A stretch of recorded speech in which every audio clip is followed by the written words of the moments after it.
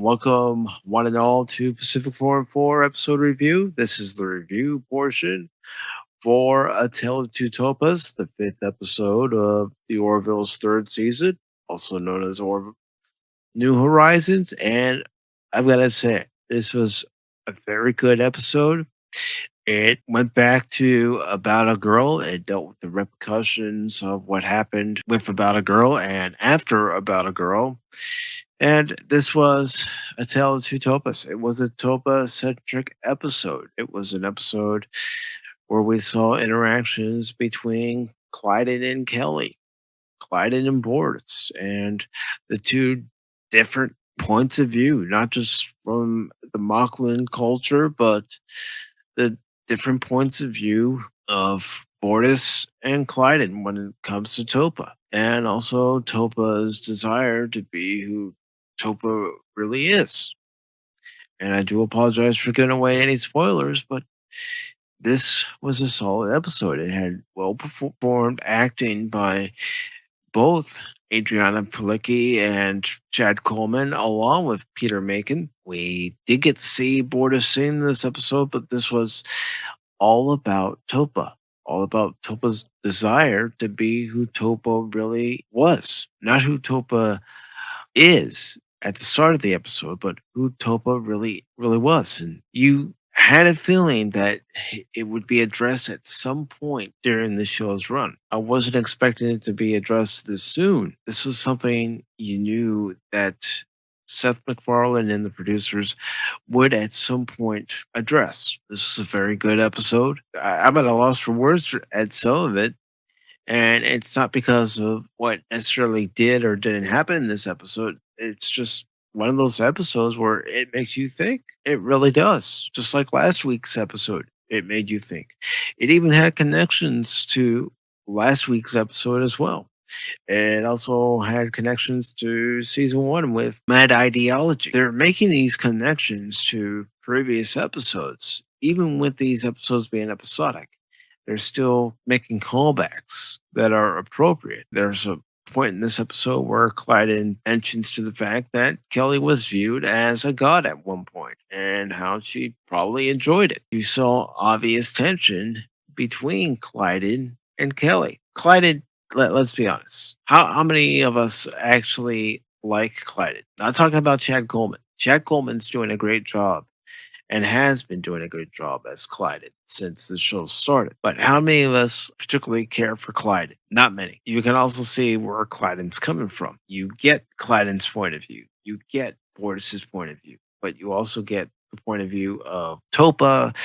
You get the points of view of the crew, how they look at it from their perspective. All in all, in this episode, it was about Topa. It was about the repercussions of helping out Topa, what it means for the Union, what it means for, the looming threat of the Kalon, and even Isaac's role in this episode. Already goes back to Electric Sheep because there's a question that Topa asked Isaac about what's it like to be dead. I've got to say, this was another solid episode of The Orville.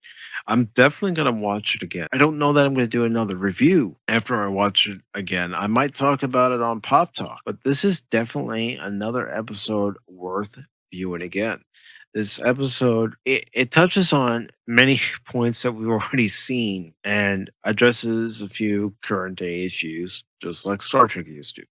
Just like last week's episode addressed a few current day issues, put the story in an allegory form where you knew what they were talking about, but they didn't force you to think one way or another. They still left it up to you. They still left it up to you at the end of this episode. All you've got to know is if you need support is you'll never walk alone. There will always be some people who won't support you for your decisions. Other people will stand by you for your decisions, as we see in this episode. If I'm going to say exactly what I think about this episode right now, it's a very good episode. It's worth watching. It's worth taking it from all sides, taking what they're presenting from all different sides and trying to put yourself in the other person's shoe.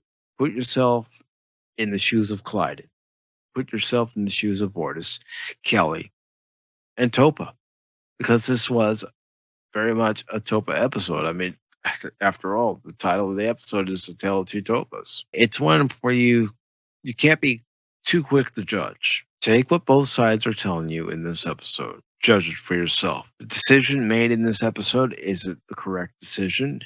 Is it the incorrect decision? That's for you to decide. This episode addressed something that you knew would be addressed eventually in this series. I think they did it well. If I'm going to give this episode rating on my rating scale, well, it's going to definitely be a 4.5 out of 5. You all are going to enjoy this episode, especially if you've been watching the Orville from the beginning. It does address things that were brought up from season one, and they're being brought up again now. Another solid effort by Seth MacFarlane and company.